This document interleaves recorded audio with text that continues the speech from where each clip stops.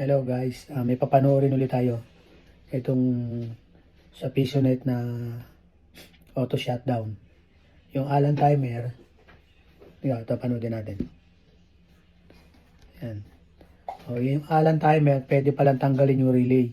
Medyo makakatipid lang kung konti. Pag tinanggal yung relay, o pag nasira na yung relay, okay lang yun, pwede nang tanggalin.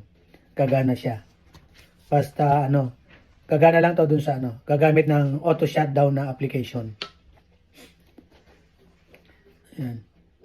Ayun yung dati, may mayroon pang relay. Itong isa, tinesting niya, wala nang relay.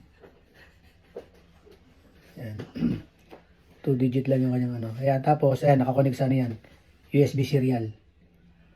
Sa serial port na Kasi yan ang kailangan pag gagamitin yung yung auto shutdown na application.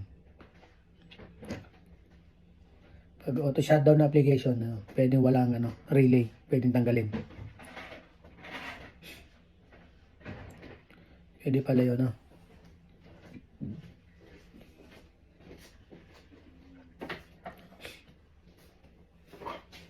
Ayan, tapos tingnan.